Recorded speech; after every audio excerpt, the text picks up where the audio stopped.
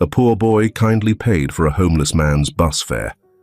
A few days after the boy's accident, while his father was suffering from lack of money, suddenly, something appeared in front of their house.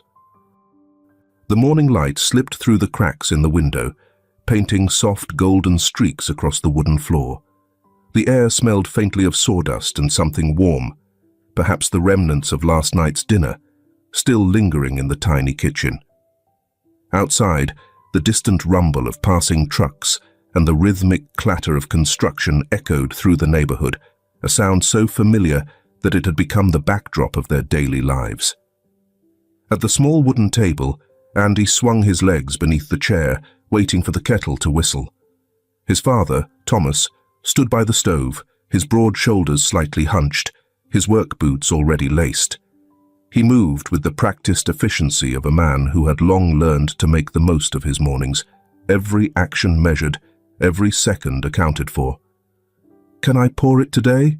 Andy asked, leaning forward, eyes fixed on the steaming kettle. Thomas exhaled a quiet chuckle, wiping his hands on the towel slung over his shoulder. "It's just hot water, son. Nothing fancy. But you always say a good cup of tea makes a man ready for the day. I want to make yours perfect." Thomas looked down at his son, the eagerness in his face so genuine that it pulled a tired smile from him. He took a step back, giving Andy space at the counter. "All right then, Mr. Tea Master. Show me what you got." Andy carefully lifted the kettle, his small hands steady as he poured the hot water over the tea leaves. The earthy scent rose instantly, curling into the air like a quiet kind of comfort. He waited, watching as the color deepened, his brow furrowed in concentration. "Patience," Thomas murmured. "That's the secret. Let it sit a moment. Let it become what it's meant to be." Andy nodded, as if committing the lesson to memory, before setting the kettle back with a proud grin. "I think it's ready now." Thomas took a sip, his expression unreadable at first. Then he gave a slow nod. "Not bad. Maybe a little strong, but strong isn't always a bad thing." He ruffled Andy's hair before taking another sip. "You did good, son." Andy beamed, his small chest puffing with pride. The clock on the wall ticked steadily, the sound filling the quiet as they finished their tea. Thomas glanced at it, then at his son, a familiar crease forming between his brows. "Listen, Andy, I might be home a little late today. There's a new site opening up and the boss needs extra hands." Andy's face fell just a little, but he masked it quickly, forcing a nod. "That's okay. I can help around here." Thomas studied him for a moment, then crouched to Andy's level, resting a heavy hand on his shoulder. "I know it isn't always easy, but you understand, don't you? Work puts food on the table, keeps the roof over our heads." "I know," Andy said softly. "You work hard for us.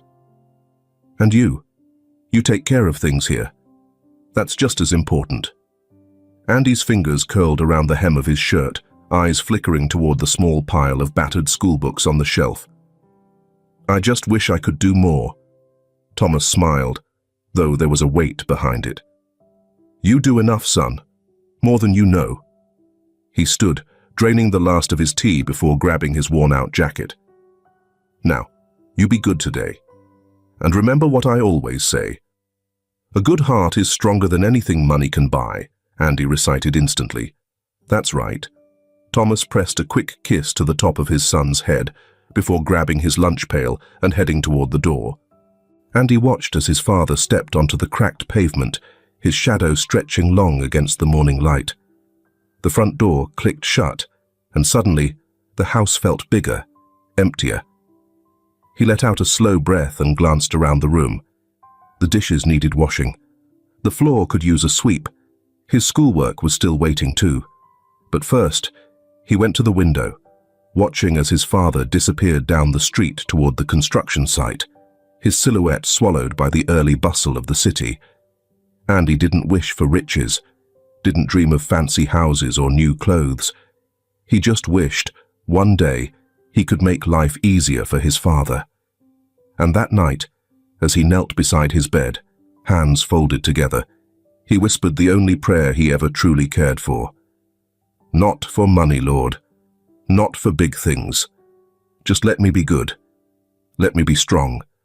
Let me be kind. Just like my dad. The wind hummed outside the window, carrying his words into the quiet.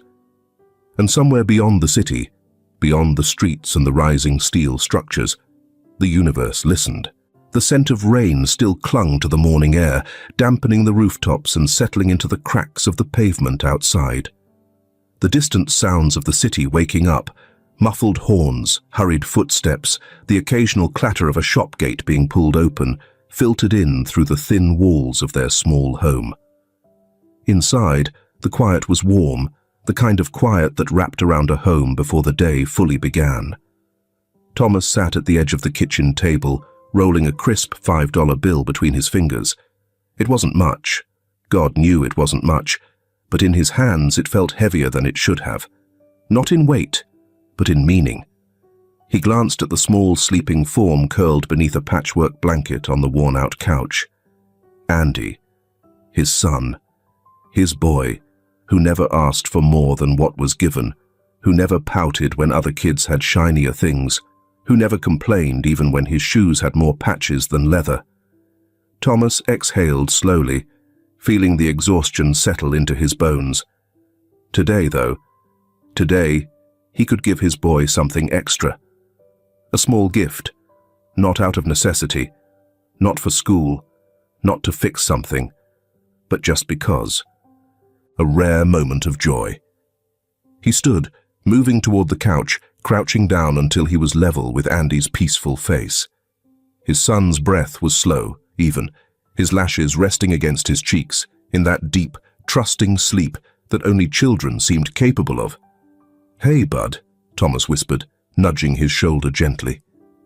Andy stirred, mumbling something unintelligible before his eyes cracked open, still fogged with sleep. "Morning already?"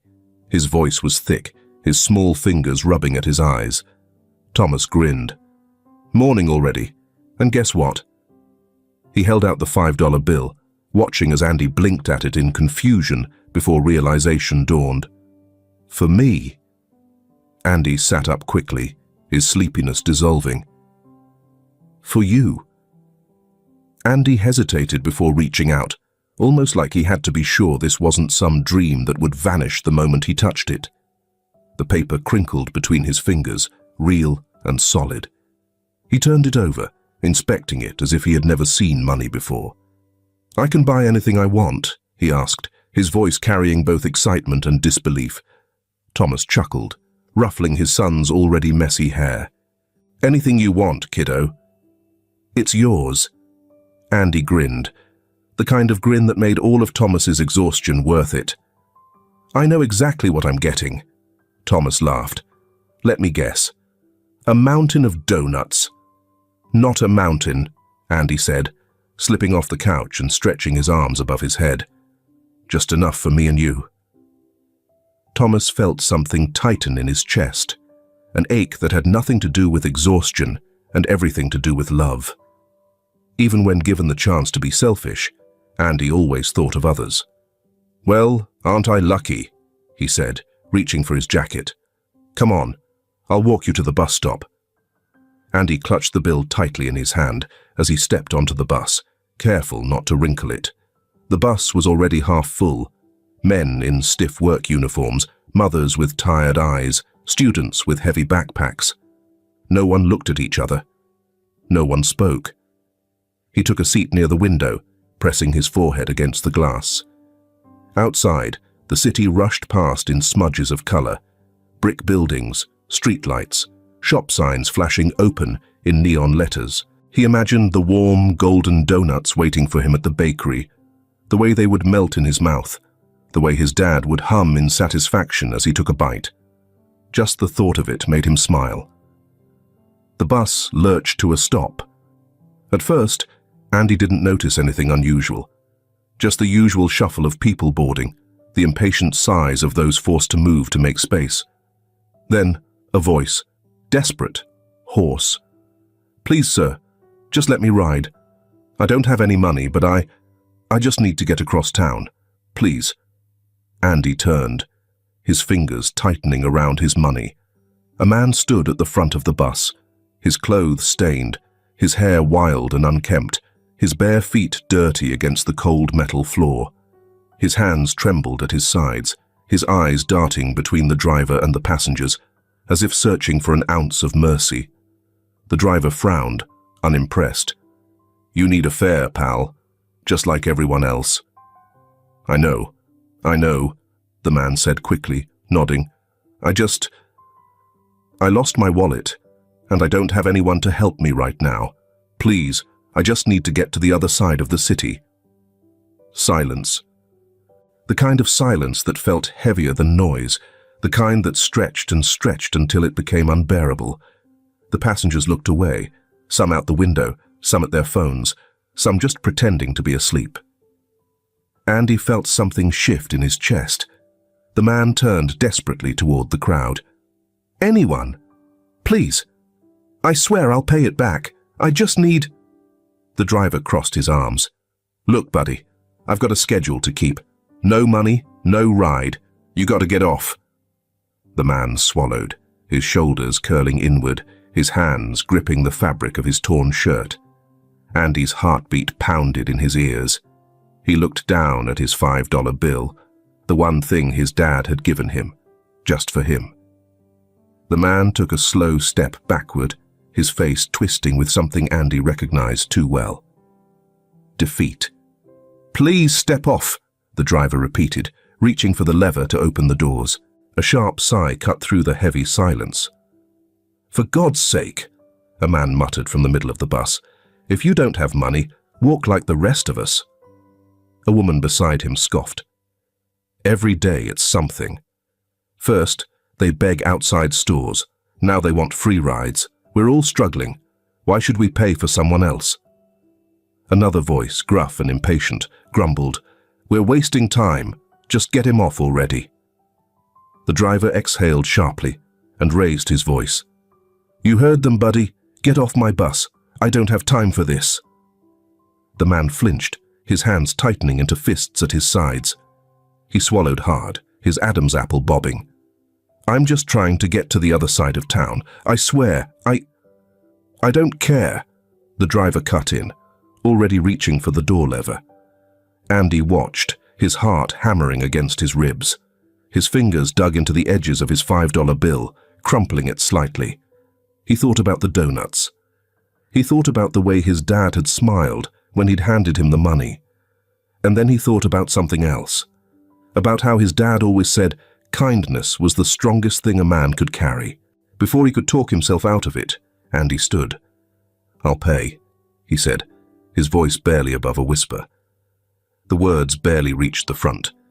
He forced himself to speak louder. "I'll pay his fare." The bus fell into a deeper silence, as if even the hum of the engine had dulled to listen. The driver blinked, surprised. A few passengers turned in their seats, some shaking their heads, some whispering under their breath.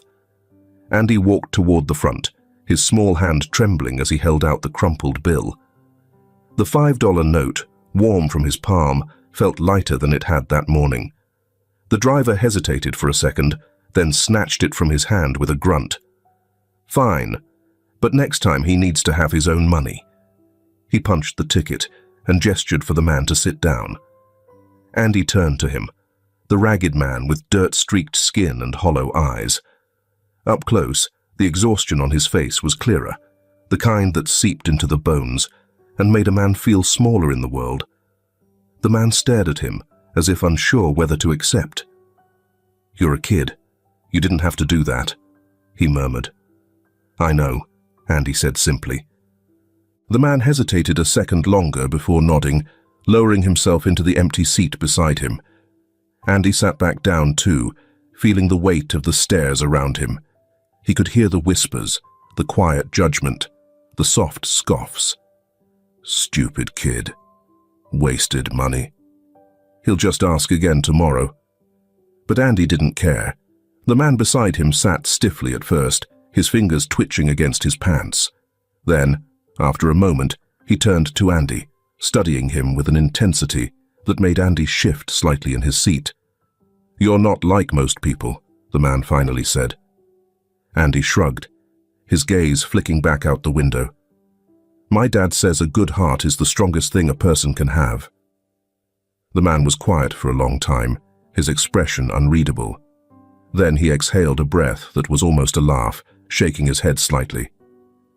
"You remind me of someone I used to know," he muttered. Andy glanced at him. "Who?" The man didn't answer right away. He stared at his hands, rubbing his thumb over the rough skin of his palm. "Someone I wish I hadn't let down," he said finally. Andy wasn't sure what to say to that, so he just nodded. The ride continued, the bus rocking gently over the uneven streets. The voices of the passengers faded into background noise. Finally, as the bus slowed near Andy's stop, the man turned to him again. His fingers twitched, as if he wanted to say something but wasn't sure how. Then, in a sudden movement, he reached for Andy's hand, gripping it tightly between his own. His palms were calloused, rougher than his father's, but the hold was steady. "One day," the man said, his voice low but firm, "I will repay you." Andy blinked, caught off guard. "You don't have to," he said automatically. The man only smiled, small, tired, but something in his eyes looked different now, less hollow. The bus jerked to a stop. Andy stood, stepping down onto the pavement. The doors hissed shut behind him. He didn't turn back, didn't watch as the bus pulled away. He simply exhaled, shoving his hands into his pockets. His $5 were gone. There would be no donuts today. But as he walked home, something about the city air felt different, lighter. And Andy, despite everything, smiled. The warm scent of freshly baked bread drifted from the corner bakery, mixing with the crisp autumn air. Andy stood outside the glass display case, his breath fogging up the surface as he pressed his nose closer. The golden-brown donuts sat in neat rows, each one glistening under the soft glow of the shop's lights. He dug into his pocket, fingers brushing against the single-dollar bill he had left. "One, please," he said, his voice small but certain. The woman behind the counter gave him a kind smile, sliding the donut into a small brown paper bag. "Treating yourself today?" Andy shook his head as he handed over the money. "It's for me and my dad." She hesitated for half a second before nodding, her eyes softening. "That's a good heart you've got, kid." Andy just smiled, clutching the bag tightly as he stepped back outside. The streets were waking up now, workers rushing toward the bus stops, children in school uniforms walking in groups, their voices carrying in the morning air. But Andy paid little attention. He was thinking about his dad. By the time he reached home, Thomas was already at the kitchen table, his head resting in one hand, a newspaper spread out in front of him. He looked up as Andy entered, eyes still heavy with exhaustion. "You're up early," Thomas said, straightening as Andy slid into the chair across from him. "I got us something." Andy placed the paper bag between them and pulled out the donut, breaking it in half. "Here." Thomas hesitated. "Kiddo, No excuses," Andy cut in, pushing the bigger half toward his father. "You worked late. You barely ate dinner." A slow smile stretched across Thomas's face. "You really are something, you know that?" He picked up the donut, taking a small bite. "And I was afraid you were going to buy the whole donut shop." Andy chewed thoughtfully before swallowing. "I had some left." Thomas frowned slightly. "Left? From the money I gave?" Andy hesitated for only a second. Then, he told him, about the man on the bus, about the way people had looked away, about how it hadn't felt right to ignore someone who needed help. Thomas listened without interrupting, his calloused hands resting on the table, his coffee going cold. When Andy finished, there was a long silence. Then, Thomas reached across the table and squeezed his son's shoulder. "I'm proud of you, Andy." Andy's chest felt warm at those words, like something inside him had settled in the right place.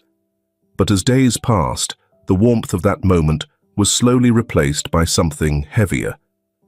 Thomas's job at the construction site was becoming more demanding. The work was hard enough on normal days, but now, with deadlines tightening, the pressure was unbearable.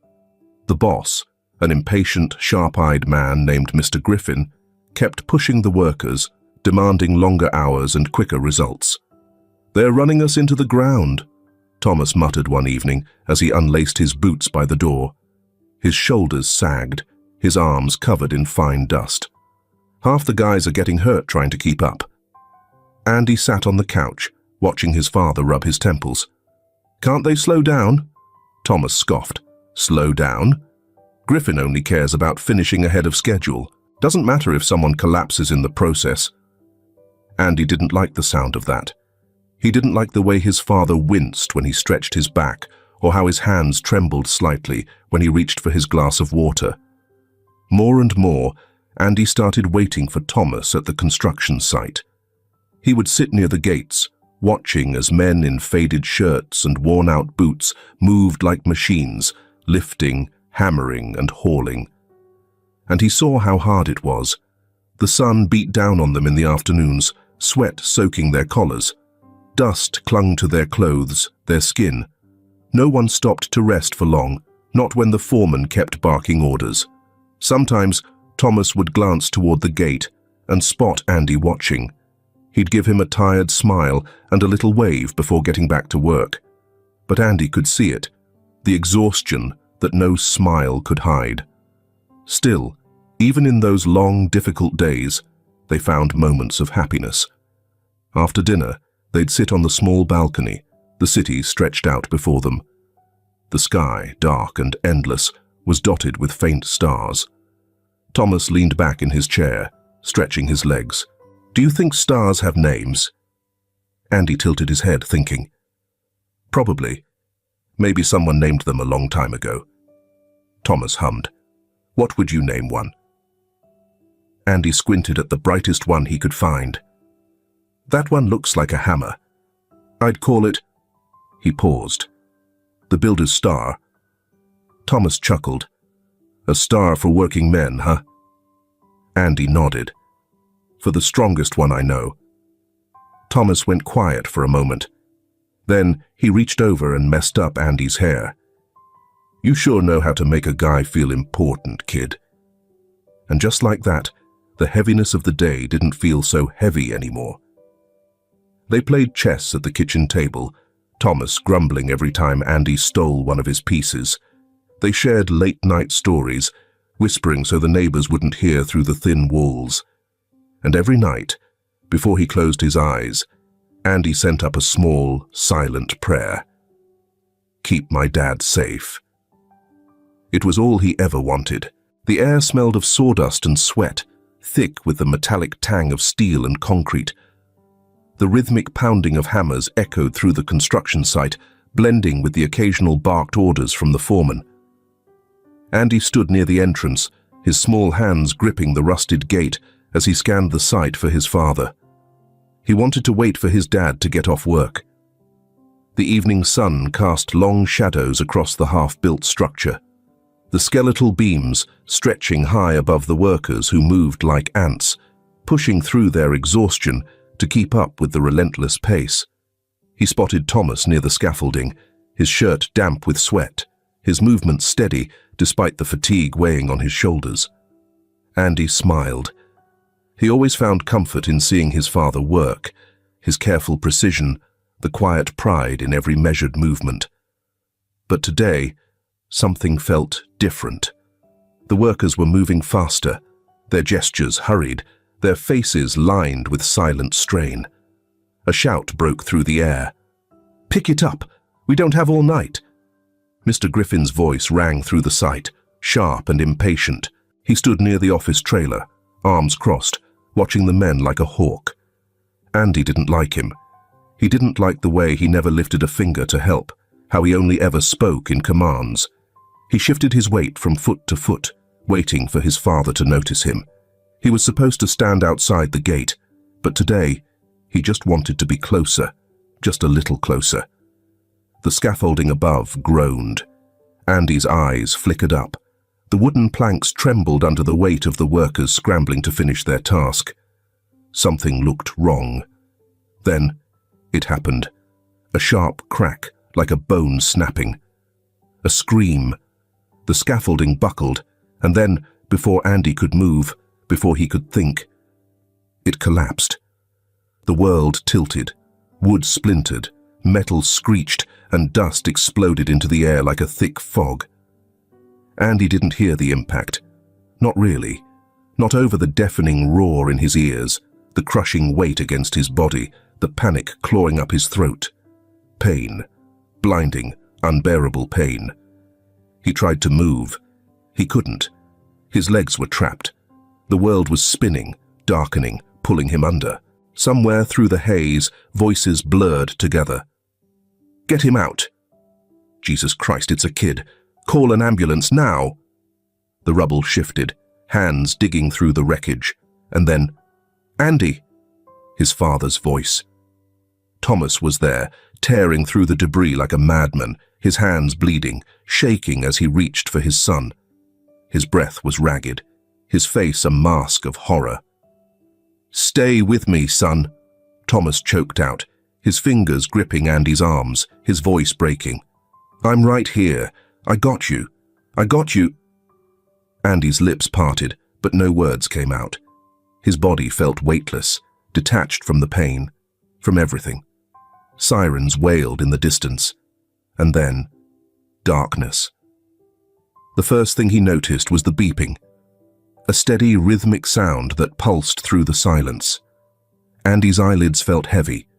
When he finally managed to open them, everything was white. The ceiling, the sheets, the bandages were wrapped around his arms. He tried to move, but pain shot through his body like fire, forcing him still. "Hey, buddy," his father's voice. Andy turned his head slowly. Thomas sat by the hospital bed, his face unshaven, his eyes hollowed out with exhaustion. His hands were clasped together like he was praying. Andy swallowed, his throat dry. "What happened?" Thomas let out a breath, rubbing a hand over his face. "The scaffolding collapsed," he said, his voice barely above a whisper. You got caught under it." Andy blinked. The memory came back in flashes. Dust, shouting, pain, and then, "My legs," he said suddenly, his voice sharp with fear. "Dad, I can't." His father reached for him immediately. Hey, don't panic." His voice was soothing, but his eyes gave him away. Andy's breath came faster. He tried again, tried to move his legs, but there was nothing, no sensation. Terror seized his chest. "Dad," he gasped, his voice cracking. Thomas squeezed his hand hard. "The doctors are doing everything they can, son." But his throat bobbed. He forced himself to continue. "They said, if you don't respond to treatment, you might not be able to walk again." Andy's world stopped. The beeping of the monitors, the quiet hum of the hospital outside the room, the weight of his father's words. He might never walk again. He stared at the ceiling, blinking back the sting in his eyes. His hands clenched into fists, gripping the sheets so tightly his knuckles turned white. This wasn't happening. This couldn't be happening. Thomas sat in the office across from Mr. Griffin, his hands curled into tight fists on his lap. "I'm sorry about your son," Griffin said, not sounding sorry at all. "But he wasn't a worker on site. The company isn't responsible." Thomas's jaw tightened. "He was there to see me, and your site wasn't safe." "We follow old regulations," Griffin interrupted.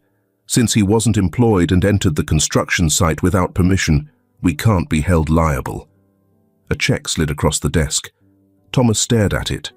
It was barely enough to cover a fraction of the hospital bills. His fists trembled. "This is a joke," he said, his voice low, dangerous. "It's the best we can do." Griffin leaned back, his expression unreadable. "Take it or leave it." Thomas saw red. He wanted to lunge across the desk, grab Griffin by the collar, and make him feel even a fraction of what Andy had suffered. But he didn't, because he didn't have a choice. With shaking hands, He took the check, and then he left. That night, Thomas sat by Andy's bedside, exhaustion pressing down on him like a weight he could no longer carry. His boy, his bright, smiling boy, lay there motionless, his legs wrapped in bandages, his future uncertain. And there was nothing he could do, except work, more hours, more jobs, whatever it took, even if it killed him, because he would save his son, no matter what it costs. The city moved on as if nothing had changed. People hurried down the streets, cars honked impatiently, and neon signs flickered against the evening sky. But for Thomas, the world had slowed to a painful crawl. His home was quieter than ever. The space that once echoed with Andy's laughter now felt hollow. There were no more chess games, no more late-night talks under the stars. Just the ticking of the old clock on the wall and the relentless weight of worry pressing on his chest. The only sound that broke the silence was a gentle knock on the door. Thomas rubbed his tired eyes before opening it. Standing there, holding a pot wrapped in a dish towel, was Teresa, the elderly woman from next door. Her face, lined with age, was softened by kindness. "I heard about Andy," she said, her voice gentle. "I figured you hadn't been eating much, so I made some soup." Thomas opened his mouth to protest, but she shook her head. "Don't start with the pride, dear. You'll need your strength." He swallowed the lump in his throat and stepped aside. "Come in, Teresa." She moved through the kitchen with ease, placing the pot on the stove before ladling some soup into a bowl. The aroma of chicken and herbs filled the space, reminding Thomas how long it had been since he'd had a real meal. He took a seat at the table, staring at the bowl. "I should be at the hospital." "You should eat," Teresa corrected, sitting across from him. "Andy needs you strong, not falling apart." Thomas sighed, rubbing a hand over his face. "I don't know how to fix this." Teresa reached out, her wrinkled hand covering his. "Some things aren't meant to be fixed by our hands alone, Thomas." He looked up, meeting her knowing gaze. "Have you prayed?" she asked softly. Thomas hesitated. It had been a long time since he'd stepped inside a church, since he'd truly spoken to God. He wasn't even sure if he knew how to anymore. Teresa gave his hand a gentle squeeze. "Go. The Lord listens, even when we don't have the right words." The small church stood on the corner of the neighborhood, its stained glass windows glowing under the streetlights. Thomas pushed open the heavy wooden doors, stepping inside.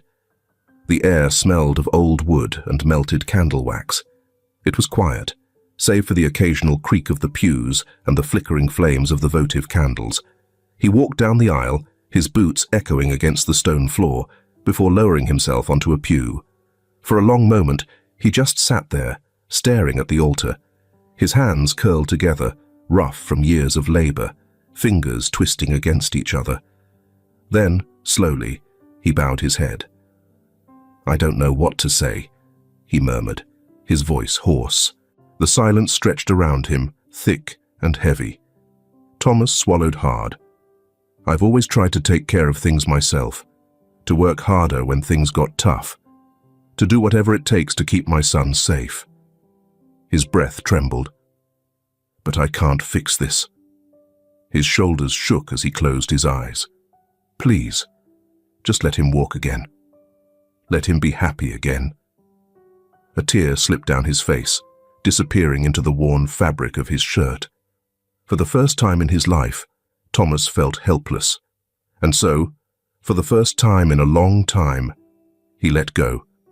The walls of the hospital were too white, too clean, too quiet. Andy stared at the ceiling, tracing invisible patterns in the tiles above him. The sterile scent of antiseptic filled his nose, a constant reminder of where he was, of what had happened. He tried not to think about it, tried not to think about the weight of the blankets pressing against his legs, about how he couldn't feel them, about the way the doctors spoke in hushed voices when they checked his charts, or how the nurses gave him that look, the look of pity. He hated it, hated the beeping of the monitors. hated the way the light flickered in the hallway, hated the ache in his father's voice whenever he whispered, "How are you feeling, bud?" Andy always answered the same way, "I'm okay, Dad." But he wasn't. Thomas was drowning. He moved like a man in a daze, dragging himself from job to job, barely sleeping, barely eating. If there was work, he took it. Morning shifts, night shifts, anything that paid, even just a little. The hospital bills stacked higher. The doctors' voices grew colder. The word treatment was always followed by cost. Andy never asked about the money, but Thomas knew he was old enough to understand. He could see it in his son's eyes. One evening, after yet another long shift, Thomas walked into Andy's hospital room, his body heavy with exhaustion. Andy was awake, staring at the window, watching the faint glow of city lights outside. Thomas forced a smile. "You should be sleeping, kiddo." Andy turned his head. "Couldn't." Thomas sighed, sinking into the chair beside the bed. His muscles ached from the endless hours at the factory, from lifting, hauling, bending, and never stopping. Andy studied him. His father looked different. His usual strength seemed thinner, worn down like an old rope ready to snap. "You look tired," Andy murmured. Thomas chuckled, rubbing a hand over his face. "Yeah, well, work's been busy." Andy hesitated, then said, "You don't have to stay all night. You need rest, too." Thomas's throat tightened. Rest? How could he rest when his son might never walk again? He exhaled, rubbing his temples. "It's fine, bud. I want to be here." Silence stretched between them. Andy fidgeted with the edge of the blanket. "I miss home," he admitted softly. Thomas swallowed hard. "I know, son." "I miss our chess games," Andy said. "I miss the balcony at night. I miss just being able to move." His voice cracked at the last word. Thomas looked at his son, the boy who had always been full of light, full of life, now trapped in this sterile room, in this unmoving body. A lump rose in his throat. "I'm sorry, son," he whispered, his voice barely above a breath. "I failed you." Andy's chest ached at those words. He reached out, his small fingers finding his father's rough, calloused hand. "You didn't fail me, Dad," he whispered back. "We'll get through this." Thomas looked at him, searching his son's face for something, maybe anger, maybe resentment. But all he saw was faith. And it shattered him. For the first time since the accident, Thomas let himself break. He leaned forward, pressing his forehead against his son's hand, his shoulders shaking. He had no idea how to fix this, no idea how to save his son. But Andy believed in him, and that had to be enough, for now. The early morning air was still, the kind of silence that hung heavy before the world fully stirred. The soft hum of distant traffic and the occasional bark of a stray dog were the only sounds breaking through the quiet. Inside the tiny home, Thomas sat at the kitchen table, rubbing a hand over his tired face. The untouched cup of coffee in front of him had gone cold hours ago. His body ached from too many shifts, too many sleepless nights. But none of it mattered. Only Andy mattered. He was about to rise and prepare for another grueling day, when a sound cut through the morning stillness. A low rumble, deep and commanding, growing louder by the second. It wasn't the usual sound of an old pickup rattling down the street or the muffled footsteps of their neighbors heading to work. This was different. Thomas frowned and walked toward the window. What he saw made him freeze. A convoy of sleek, black luxury cars had come to a stop outside his house, their polished surfaces gleaming under the faint morning light. His pulse quickened. What the hell was going on? Before he could step outside, the doorbell rang. Thomas opened the door cautiously. Standing before him was a man, elegant, composed, and entirely unfamiliar at first glance. His tailored suit sat perfectly against his lean frame, his polished shoes untouched by the dusty pavement. But it wasn't his wealth that unsettled Thomas. It was his face. He knew this man. And yet, he didn't. Edward. The same desperate figure Andy had helped that day on the bus, but now transformed. Clean-shaven, confident, a presence that commanded the space around him. Thomas tightened his grip on the doorknob. "Can I help you?" Edward gave a small, knowing smile. "I believe I owe you an explanation." They sat in the cramped living room, the contrast between Edward's polished presence and the worn-out furniture almost surreal. Thomas leaned forward, hands clasped together, studying the man across from him. "I know this is unexpected," Edward began, his voice smooth yet sincere, "but I need you to understand something before we go any further." Thomas exhaled slowly. "Go on." Edward rested his elbows on his knees, his eyes dark with something unreadable. "That day on the bus, when Andy helped me, I wasn't just some homeless man." Thomas stiffened but said nothing. Edward continued. "I had been kidnapped." The words hung in the air, thick and heavy. Thomas frowned. "What?" Edward nodded. "I come from a different world than yours. A world where power and money attract danger." His jaw tightened slightly. "A group of men took me, held me for ransom. They stripped me of everything. My name, my identity, my freedom." His gaze flickered toward the window, as if remembering something distant.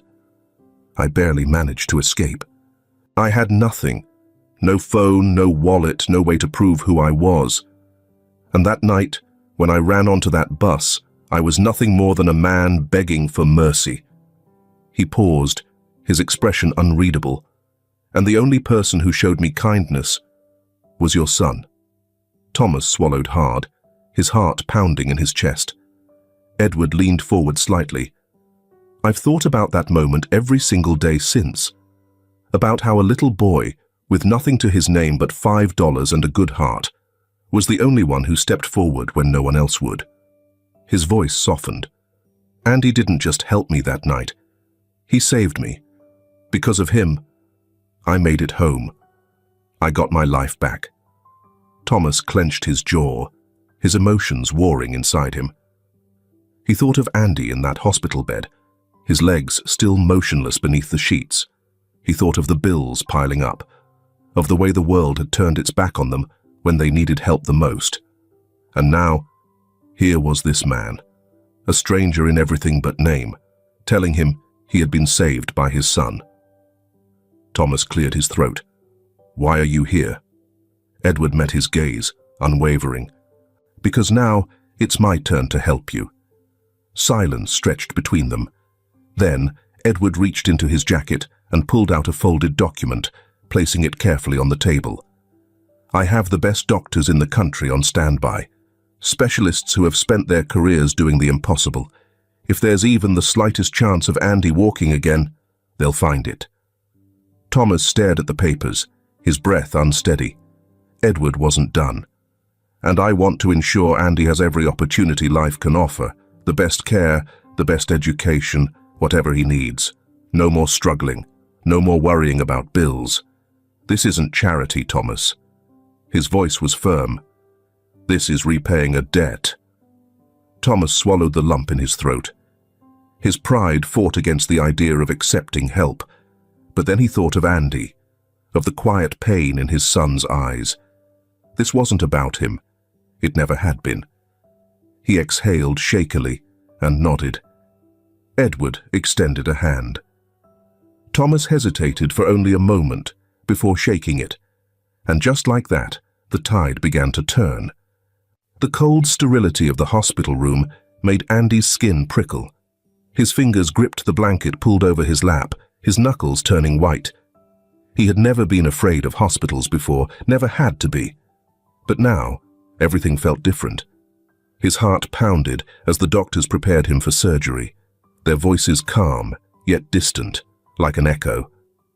Machines beeped softly in the background, and the faint smell of antiseptic clung to the air. Edward was beside him, his presence steady and reassuring. "You okay, kid?" Edward asked gently. Andy nodded, but his eyes stung. His throat tightened. He wasn't okay. He was terrified. Edward seemed to understand. He reached out, placing a firm but gentle hand on Andy's shoulder. "You're strong, Andy. Braver than most men I know." Andy blinked rapidly, fighting against the tears that threatened to spill over. He turned his head toward Edward. "Thank you," he whispered, his voice barely audible. "For what?" "For everything," Andy said, swallowing hard. "For not forgetting me." Edward's grip tightened just slightly before he let go. "Never." Thomas appeared on the other side of the bed, his face drawn with worry. He smoothed Andy's hair back, his fingers rough but careful.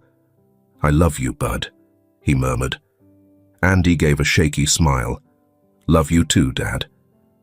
Then, before he could say anything else, the anesthesia took over, and the world faded into darkness. The surgery lasted hours, too many hours. Thomas paced the waiting room, his arms crossed over his chest, his fingers gripping his own elbows so tightly they ached. Edward sat nearby, unusually quiet, his sharp gaze fixed on the floor. Neither man spoke, neither could. It was the longest wait of Thomas's life. Finally, the door swung open. A doctor stepped in, his expression unreadable. Thomas froze, his breath caught in his chest. "Well?" The doctor gave a slow nod. "The surgery went as planned. Now, we wait." Relief crashed over Thomas so suddenly that he had to sit down. His legs felt weak. Hope felt dangerous. Edward exhaled beside him.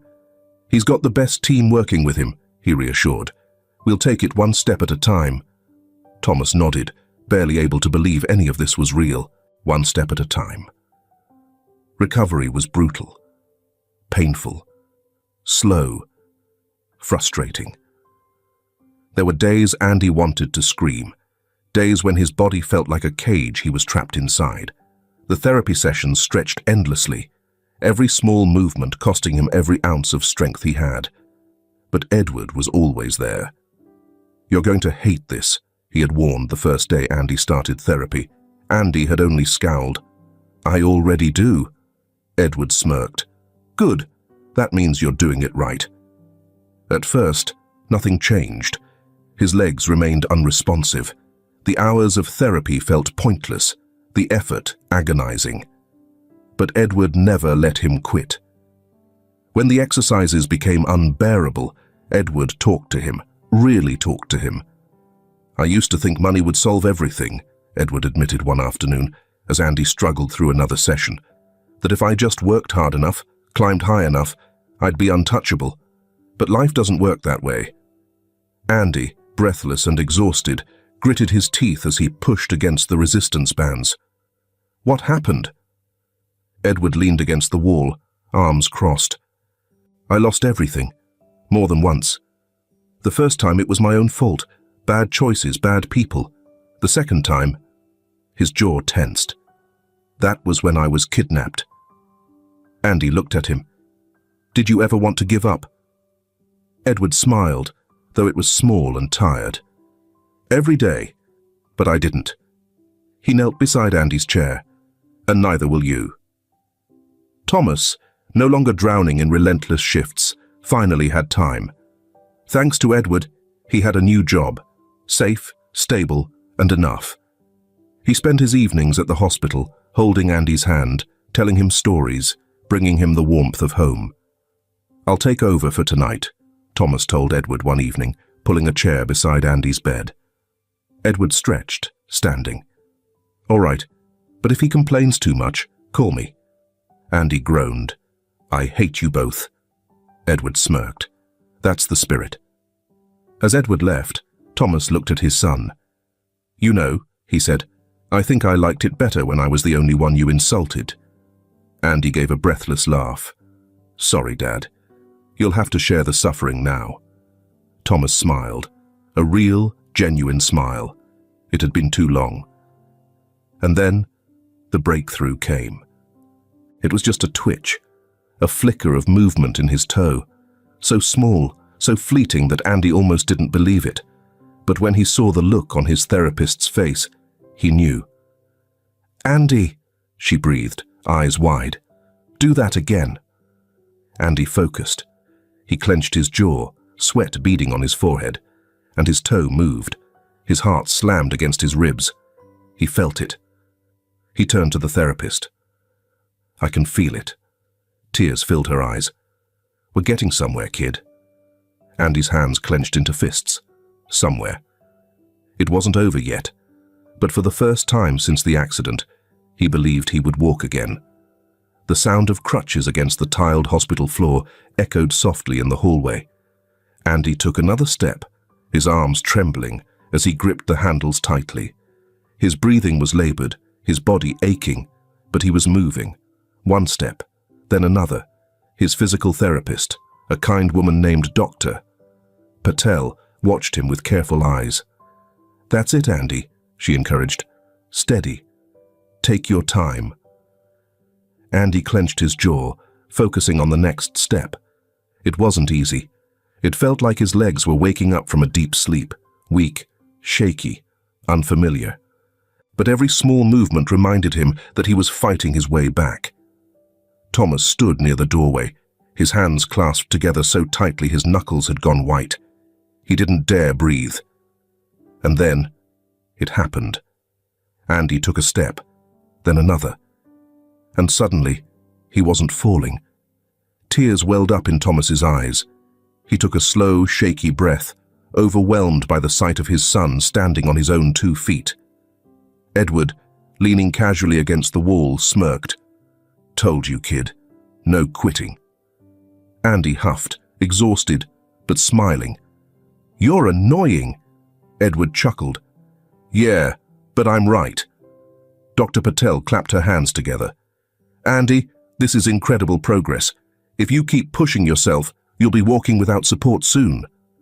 Andy grinned, for the first time in a long time, feeling hopeful about his future. The day Andy left the hospital, it felt surreal. Edward had arranged for a driver, and as the car pulled up to their home, Andy stared at the familiar sight of their tiny house. He hadn't been back since the accident. Thomas helped him inside, and Andy took slow steps, his crutches digging into the worn wooden floor. Everything felt smaller. Or maybe he had just changed. That night, they sat on the small balcony, looking up at the stars, just like they used to. "You did it, bud," Thomas said softly. Andy leaned against the railing, staring at the sky. "Not yet, but I will." Thomas smiled, pride shining in his tired eyes. "Yeah, you will." A month later, Edward made another surprise visit. "How would you feel about going back to school?" he asked one morning over breakfast. Andy hesitated, his spoon hovering over his cereal. "I don't know." "You're ready," Edward said, watching him closely. "And not just any school. I've arranged for you to attend Brookshire Academy. Best teachers, best facilities." Andy blinked. "Wait, the Brookshire Academy?" Edward nodded. Andy's stomach twisted. He knew about that school. It was for rich kids, kids whose parents were CEOs, politicians, celebrities, not kids like him. He hesitated. "I don't belong there." Edward leaned forward, his expression serious. "Listen to me, Andy. You belong anywhere you want to be. You earned this." Thomas, sitting across the table, placed a hand on his son's shoulder.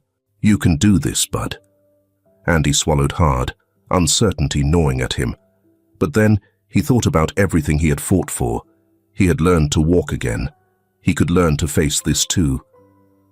The first day at Brookshire Academy was overwhelming. The school was massive, its brick walls towering above him. The halls were filled with students dressed in pressed uniforms, their conversations easy, confident. Andy adjusted the straps on his backpack, his palms damp with sweat. He could feel the stares. "Who's the new kid?" "Did you hear? He's here on a scholarship." "I heard he was in an accident or something." Andy squared his shoulders. He had been through worse than whispers. He walked toward his first class, head held high. Edward had given him a new chance at life, and he wasn't going to waste it. The evening air was crisp, carrying the faint scent of rain from earlier in the day. Andy sat on the small balcony, his math book open on his lap, but his gaze drifted beyond the pages. The school day had been long. Too many curious stares, too many hushed whispers. He had expected it, but that didn't make it any easier. A light knock on the railing made him glance up. Edward stood there, a knowing look in his eyes. "Mind if I join you?" Andy shrugged. "It's your balcony too." Edward chuckled and pulled up a chair. He rested his elbows on his knees, studying the night sky. "How was the first day?" Andy exhaled, rubbing his forehead. "Fine, I guess." Edward raised an eyebrow. "That doesn't sound convincing."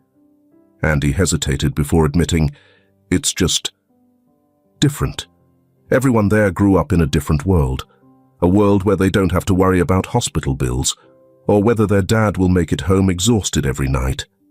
Edward nodded. "Yeah, I remember that feeling." Andy looked at him surprised. "You do?" A small smile played on Edward's lips. "I wasn't always wealthy, you know. I came from nothing. No fancy schools, no connections. Just a kid with a knack for computers and a stubborn streak." Andy sat up straighter, intrigued. "Really?" Edward nodded. "I used to fix old computers from the junkyard, took them apart, learned how they worked. Eventually I started coding, built a small company from scratch. But even when I made my first real money, people still looked at me like I didn't belong." Andy frowned. "Even after you proved yourself?" Edward let out a breath. "Money doesn't erase where you come from, Andy. Some people will always see you as less than, but that's their problem, not yours." Andy stared at his book, the words blurring. "I just don't want to feel like I don't deserve to be there." Edward leaned back. "Let me ask you something. Do you think I deserved your $5 that day on the bus?" Andy blinked. "What? That's different. Is it?" Edward tilted his head. "You helped me without knowing who I was, without caring about where I came from or what I had. You just did the right thing." Andy swallowed. Edward continued. "That school isn't about where you started, Andy. It's about where you're going. And from what I've seen, you're going places." Andy was quiet for a moment. Then he nodded. "Thanks, Edward." Edward smirked. "Any time, kid." The weeks at Brookshire Academy passed quickly. At first, Andy kept his head down, focusing on his work. He still felt the weight of being the scholarship kid, but he refused to let it stop him. And then, something changed. During a coding assignment in his computer science class, he finished ahead of schedule. The teacher, impressed, asked him to explain his approach. That was the moment everything shifted. For the first time, the other students weren't whispering about how he got into the school. They were whispering about how he was actually good at this. Andy felt it too. Numbers, logic, programming. It just made sense. One afternoon, as he sat in the library working on a project, a few students approached him. "Hey," one of them said, shifting awkwardly. "You're really good at this stuff. Mind helping us figure something out?" Andy blinked, caught off guard. Then he nodded. "Yeah, sure." And just like that, things started to change. Back at home, Thomas and Edward had fallen into an unexpected routine. Thomas still had a hard time fully grasping their new reality, a life without back-breaking labor, without fear of unpaid bills. But Edward never made him feel like he owed him anything. Instead, they talked about fatherhood, about sacrifice, about what it meant to build a future. One evening, as Thomas poured them both a cup of coffee, he finally asked the question that had been on his mind. "Why are you still here?" Edward took a sip before answering. "Because Andy isn't just some kid who helped me once. He's family now." Thomas studied him. "And what about you? Do you have family?" Edward hesitated before setting his cup down. Not anymore. There was a weight behind those words, a loneliness Thomas recognized, Thomas nodded slowly. Well, you do now. Edward glanced at him, something unreadable in his expression. Then he smiled. Yeah, I guess I do. Late one night, Andy sat at his desk, sketching an idea in his notebook. Edward knocked on the doorframe. Still awake? Andy didn't look up. Yeah, just thinking. Edward stepped inside. About what? Andy hesitated before flipping his notebook around. On the page was a rough blueprint, a design for a new kind of prosthetic device. Edward's eyebrows lifted. What's this? Andy ran a hand through his hair. I've been thinking a lot about the people I met during therapy. Some of them, they don't have the same chances I got. They can't afford the best doctors or the best recovery programs. Edward's gaze softened. Andy swallowed. I want to build something affordable, something that helps people walk again. Edward was silent for a moment. Then he smiled. Now that's a damn good dream, kid. Andy grinned. For the first time, he could see it, his future, and this time, he wasn't afraid. The late afternoon sun cast a warm glow over the quiet street outside Brookshire Academy. Andy stepped out of the tall iron gates, adjusting the straps of his backpack, still lost in thought about the coding project he had been working on. He glanced up and saw Edward waiting for him by the sidewalk, leaning casually against a sleek black car. You again? Andy teased, smirking. Edward grinned. I figured you could use a break. Your dad's working late, so I thought we'd go for a walk. Andy nodded. Yeah, okay. They strolled toward the nearby park, the air fresh with the scent of fallen leaves. Children ran across the playground, their laughter ringing out, while joggers passed by with focused determination. Edward nudged Andy playfully. So, how's the scholarship kid holding up? Andy rolled his eyes. Better. I think they've stopped whispering about me. Edward chuckled. Told you. Once people see what you're capable of, they'll stop questioning why you're there. They reached an empty bench near a small pond, the water reflecting the soft hues of the setting sun. Edward sat down first, stretching his legs out in front of him. Andy plopped down beside him, resting his crutches against the side. For a moment, they simply watched the world move around them. Then, Andy turned toward Edward, his brows furrowed slightly. Can I ask you something? Edward glanced at him. Of course. Andy hesitated before speaking. Why did you do all this for me? Edward exhaled slowly, his gaze drifting toward the pond. He seemed to be choosing his words carefully. Because, he said finally, you taught me something money can't buy. Andy tilted his head. What do you mean? Edward turned to him, a soft smile playing on his lips. I spent most of my life believing success was about numbers, about profit margins, business deals, stocks. He paused. But when I lost everything that night, when I was nothing but a man begging for help, nobody looked twice. Andy swallowed, remembering the way the passengers had turned away that day on the bus. Edward continued, except you. He met Andy's eyes. You had $5, that was it, and you still chose to help me. You didn't care who I was, what I had, or if I could ever pay you back. You just saw someone who needed kindness. Andy looked down at his hands. He had never thought about it that way. Edward smiled, placing a hand on Andy's shoulder. That's why I'm here. Because kindness is the greatest wealth of all, and you reminded me of that. A lump formed in Andy's throat. He cleared it quickly, nodding. Edward leaned back against the bench.